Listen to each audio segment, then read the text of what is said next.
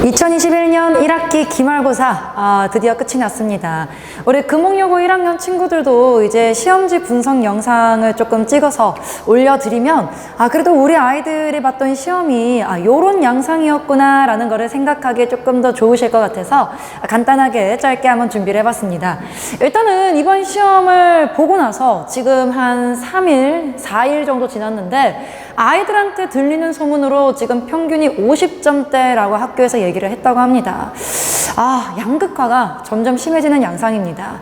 보통 이제 금옥 같은 경우에는 그래도 평균은 그래도 항상 60점대 이렇게 맞춰지기는 했지만 물론 이제 뭐 때마다 아이들의 학년 편차가 있기는 했었어요. 그래도 이 양극화가 너무 심해지는 양상이고요. 아이들 입장에서는 사실 시험 문제가 어려웠다라고 얘기하는 친구들도 정말 절반 정도 있고 쉬웠는데 풀만했다 이렇게 얘기하는 친구들도 절반 정도 있더라고요. 한마디로 제가 같이 수업을 한 친구들도 이 양극화 양상은 뚜렷하게 보이는 지점입니다. 양극화 현상이 이렇게 일어나다 보면요, 학교 선생님들 입장에서는 어쨌든 평균 점수와 표준 편차를 고려를 하지 않을 수 없는 입장이기 때문에 시험 난이도 자체는 조금 이제 다소 쉬워질 수 있지만 점점 1등급과 2등급의 싸움은 치열해질 것으로 보이고 있습니다. 금옥여고는 다른 학교에 비해서 특히나 이 목동권에 있는 다른 목동고, 진명여고, 어떤 여고와 비교해서도 굉장히 이제 인원수가 적기 때문에 1등급 안에 들어가려면 이제 정규 9등 안에 들어가야 됩니다. 근데 제가 예전 영상에서도 말씀을 드렸지만 금옥이 내신이 따기 쉽다라고 이제 생각을 다들 많이 하시지만 그게 만약에 목표가 3등급 안에 들어가는 게 목표라면 그거는 쉽다라고 할 수가 있을 것 같아요. 근데 사실 1등급과 2등급 초반까지의 싸움은 여전히 치열하고 이 아이들 사이에서는 정말 실수 때문에 한 문제 틀리게 되면 성적이 뚝 떨어지게 되는 그런 상황이 초래될 가능성도 점점 크다라고 말씀을 드릴 수 있겠네요. 한마디로 상위권 친구들일수록 실수를 굉장히 조심해야 하는, 실수를 줄이는 것이 키포인트가 될 것 같은 시험 양상이 앞으로도 계속 펼쳐질 것 같습니다. 자, 일단 시험 범위를 조금 같이 한번 살펴볼 수 있도록 할게요. 시험 범위는 굉장히 적었습니다. 사실 금옥여고 친구들, 이번 1학년 친구들의 시험 범위는 다른 학교의 거의 이제 3분의 2 정도 수준, 또는 이제 목동고 같은 경우에는 금옥여고 시험 범위보다 거의 2배 이상 많았던 거를 감안하면 시험 범위는 이번 시험 기간 때 굉장히 적었다라고 말씀을 드릴 수 있을 것 같아요. 하지만 아이들한테 있어서는 내용 자체는 굉장히 어려웠습니다.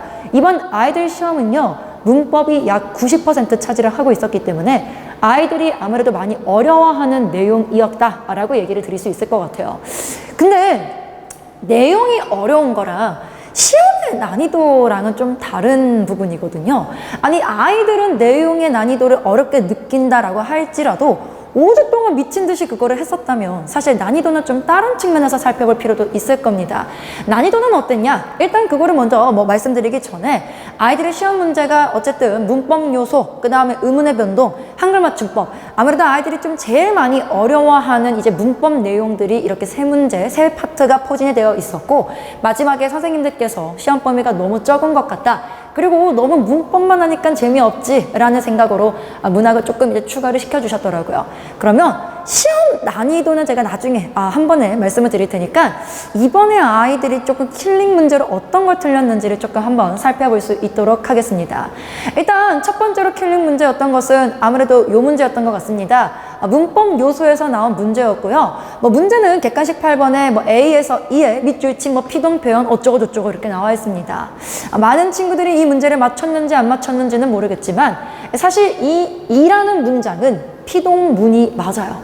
근데 적절하지 않은 것으로 왜 이가 맞는 거죠, 선생님? 이렇게 얘기를 하실 수가 있는데, 사실 이 문제가 이제 틀린 이유는 체언에 서너말 어미가 붙은 것이 아니라 체언에 이제 전미사인 되가 붙어가지고 피동문이 만들어진 거더라고요. 한마디로 이제 공부를 좀 할 때 어떻게 공부해야 되냐 하면 그냥 단순히 내용 파악으로만 공부를 했던 친구들은 이 문장 이거 피동문 맞는데 정답이 왜 5번이야? 라고 생각할 수가 있어요. 내용적인 측면으로만 접근할 것이 아니라 정확한 문법 용어를 숙지하면서 내가 내신을 했는지 그거를 체크를 좀 해줘야 되는 부분이고요. 우리가 이제 2학기에 되면 문법이 한 번 더 남았습니다. 중세 문법이 한 번 남았는데 거기에서 또 선생님들께서 이 문법 용어 가지고 장난치기 굉장히 좋은 상황이거든요. 그래서 이런 문법 용어를 조금 신경 쓰면서 앞으로도 살펴봐 주셔야 되겠네요. 한마디로 2학기 문법 내신에서도 조금 같이 주의해야 되는 포인트이지 않았을까라는 생각이 듭니다. 다행인지 모르겠지만 제가 수업을 하면서 아이들한테 문법 용어 가지고 정말 선생님들께서 장난 많이 치신다라고 얘기를 했었는데 이 부분이 그대로 조금 출제가 되어서 그래도 저희 학원에 다니는 친구들은 조금은 수월하게 풀 수 있지 않았을까라는 생각이 듭니다. 두 번째 킬링 문제 같이 가보실까요, 여러분? 자, 두 번째 킬링 문제 같은 경우에는 객관식 12번 문제였습니다. 이 문제가 제가 생각했을 때 제가 킬링 문제로 꼽은 이유는 물론 이제 맞은 친구도 있고 당연히 틀린 친구도 있겠지만 약간은 좀 제가 여기다가 적어놨거든요. 조금은 뜬금없는 문제였습니다. 왜냐하면 한글 맞춤법, 문법 요소, 그 다음에 의문의 변동이 이번 아이들 시험 범위였는데 사실 이 문제 같은 경우에는 교과서 내에 있는 문법 내용이 아니라 그냥 문장 성분의 어떤 호응 관계에 대해 가지고 물어본 문제였거든요. 어떻게 보면 이제 뭐 기역과 니은 모두 이제 적절하지 않은 것으로 정답이 1번이었는데 서술어의 주어와 서술어의 호응이 바르지 못하다 이렇게 되어 있거든요. 사실 아이들이 알기는 알아요.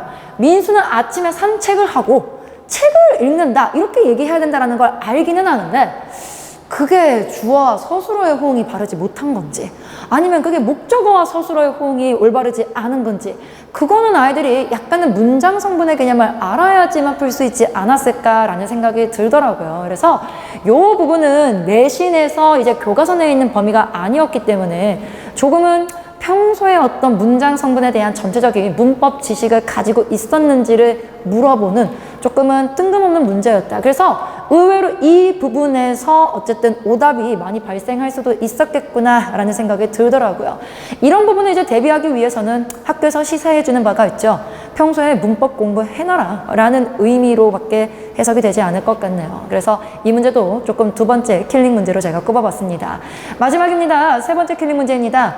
분명히 학교 선생님께서 문학 문제 세 문제 출제되는 것은 굉장히 이제 쉬운 양상으로 출제가 될 거다 이렇게 얘기를 하셨는데 제가 봤을 때는 이 문제 틀렸을 수도 있을 거라는 생각이 듭니다. 한용운의 그 유명한 님의 침묵 중에 한 문제였고요. 본문에 이제 이 구절이 나와 있습니다. 근데 이제 적절하지 않은 것으로 정답이 3번이었습니다. 불교적인 세계관을 반영하고 있다라는 거죠. 근데 실제로 저희 재원생도 저한테 그 질문을 했는데 선생님 사랑도 사람의 일이어서 만날 때 미리 떠날 것을 염려한다. 이 부분 만날 때 미리 떠날 것을 염려한다. 이게 회자정리 아닙니까? 회자정리라고 하면 이거 불교적인 세계관인데 이거 맞는 거 아닌가요? 사실 그 친구 같은 경우에는 굉장히 열심히 공부한 친구인데 제가 오른쪽에 적어놨지만 너무 내신에 특화된 친구예요. 너무 내신에 특화된 친구. 한마디로 문맥을 통해서 개념을 적용하고 이제 그런 게 아니라 그냥 정말 내신에서 밑줄 긋고 설명 적어주고 이제 그 측면으로만 한마디로 시야가 조금 좁다라고 얘기를 할 수가 있을 것 같은데요. 그런 사고방식을 가진 친구들 입장에서는 이거 왜 안 돼? 이런 생각을 할 수도 있었을 것 같아요. 근데 사실 생각해보면 이 특정 부분에만 밑줄이 그어진 것이 아니라 밑줄이 그어진 C는 전체 부분이었거든요. 이 전체 부분에서는 이게 윤회 사상이 되려면 회자필반 또 거자필반, 회자정리, 거자필반 이게 다 같이 응축이 되어야 되기 때문에 사실은 이것은 적절하지 않은 게 맞았어요. 근데 단순히 만날 때 떠나는 것은 회자정리다, 회자정리다 이런 식으로만 공부한 친구들은 아마 좀 오답을 기록한 친구들이 많지 않을까라는 생각이 들더라고요. 한마디로 조금은 이제 그런 말씀을 드리고 싶습니다. 내신을 바라보는 측면, 그 다음에 전체적인 문학을 관통하는 측면은 약간은 다른 부분이 있는데 그런 두 가지의 시각과 두 가지의 어떤 접근 방식을 모르는 친구들 입장에서는 틀릴 수 있었다라는 생각이 듭니다. 결국에는 이번 난이도 같은 경우에는 저는 한마디로 이렇게 말씀드리고 싶어요. 전체적으로 킬링 문제가 한두 문제에서 뭐 어렵게 많이 이제 포괄하면 두세 문제까지 얘기할 수 있을 것 같은데요. 아니 고등학교 시험 문제가 이 정도 킬링 문제도 없으면 도대체 어떻게 내라는 거야? 라는 얘기를 하고 싶더라고요. 한마디로 적절한 난이도로 출제됐다. 또 적절한 난이도에서 다소 쉽게도 출제됐다라고도 말씀드릴 수 있을 것 같아요. 근데 만약 우리 아이가 이 킬링 문제 말고 다른 문제에서 틀렸다라든지 아니면 내 점수가 또 금옥여고 친구들이 볼 수가 있으니까요. 내 점수가 아니 뭐 두세 문제 틀리는 것 정도면 어쨌든 80점대 후반이나 90점대 초반이 나와야 되는 거잖아요. 그 점수가 아니라면 내가 조금 양극화 현상에서 그 밑에 포진이 되어 있는 그 상황은 아닌지 조금 생각을 해보시기를 바라고요. 너무 안 좋은 얘기만 좀 드린 것 같은데 자기 점수가 그것보다 밑에 있는 친구들은 오히려 반대로 생각해보면 양극화가 심하다라는 것은 중간이 뻥 비어있다는 뜻이거든요.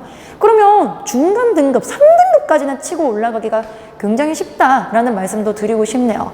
사실 이 영상을 보고 있는 친구들은 금옥여고 이제 1학년 재학 또는 이제 내년에 금옥여고를 이제 진학을 예정 중인 이제 예비 뭐 이제 고1일 수 있을 것 같은데요.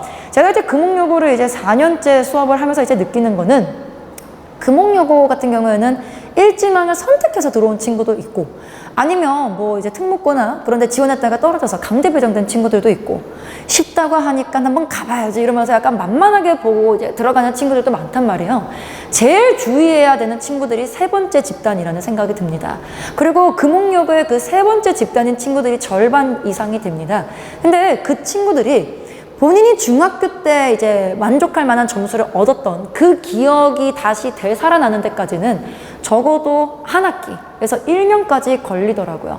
한마디로 내가 중학교 때 A 받았는데 내가 중학교 때 그래도 늘 90점 이상 나왔는데 왜 금옥 왔는데 내가 등급이 이렇지? 라는 생각이 드는 친구들은 분명히 이제 본인의 학습적인 부분에서 약간 놓치고 가는 게 있거나 아니면 시험 문제가 그렇게 어려웠던 게 아니기 때문에 내가 뭔가 좀 꼼꼼하게 공부하지 않지는 않았을까?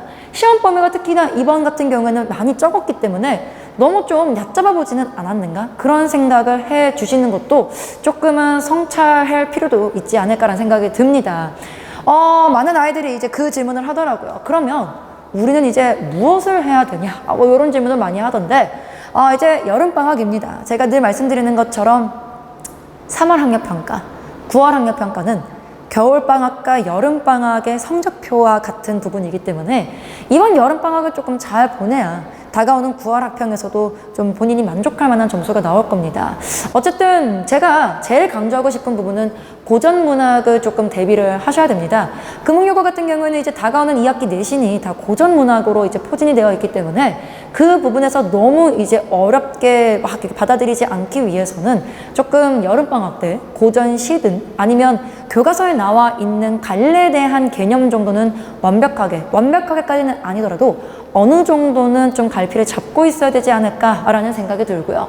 두 번째는 더 바라는 것도 없습니다. 문법을 선행해라라는 뜻도 아니에요. 그냥 문법 이번에 시험범에 나왔었던 내용을 복습을 조금 했으면 좋겠습니다. 그래서 제가 저랑 같이 수업하는 재원생 친구들한테는 저희 학원이 이제 피드백이라는 거를 합니다. 지난 수업 때 배운 내용에 대해서 다시 한번 이제 확인하는 작업인데, 문법을 이제 여름방학 때 본격적으로 이제 막 정규 커리에는 없지만, 그래도 선생님은 피드백 때 너네 문법을 출제를 하겠다라고 제가 애기들한테 얘기를 했어요. 왜냐하면 안 하면 까먹거든요.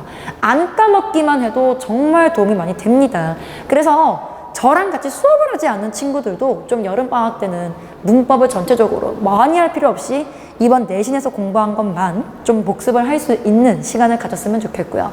그리고 금옥여고도 지금 이제 1학년 친구들 학교에서 사전조사를 하고 있다라고 하더라고요. 2학년 때 선택 과목으로 화법과 작문을 할지 언어와 매체를 할지 많은 고민을 하고 있다라고 하던데, 사실 화작을 선택해야 되나요? 언매를 선택해야 되나요? 라는 이제 질문에 대한 답은 사실 너무 길어요. 그렇기 때문에 저희 이제 생창 유튜브 채널에 원장님께서 이제 올려주신 영상도 있고, 아니면 뭐 제가 또 금옥 담당이다 보니까 저한테 이제 학원 통해서 문의를 주시면 제가 조금 더 친절하게 설명을 드릴 수 있도록 하겠습니다.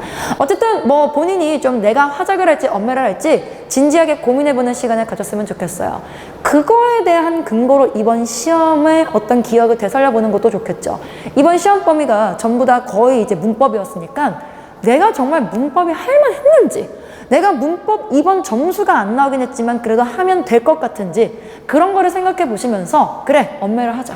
언매가 이제 문법이니까요. 아니다, 나는 진짜 이번 내신 해보니까 문법은 영 아니더라 라는 생각이 들면 화작 쪽으로 마음을 굳히시는 것도 괜찮겠죠. 그래서 어쨌든 이런 전체적인 과정들을 잘 소화를 하시면서 다가오는 9월 학평도 잘 대비를 할 수 있기를 바랍니다. 어쨌든 기말고사 치르느라 너무 고생이 많았고요. 아이들한테 있어서 시험 범위 자체는 적었지만 어려운 내용은 맞았기 때문에 어쨌든 본인이 고생했다라는 생각은 하되 본인이 부족한 지점은 꼭 한번 짚고 넘어갈 수 있는 시간을 가졌으면 좋겠습니다. 그래서 추후 문의 사항이나 궁금하신 점은 언제든지 저희 학원 대표 번호로 전화를 주시거나 연락 주시기를 바랍니다.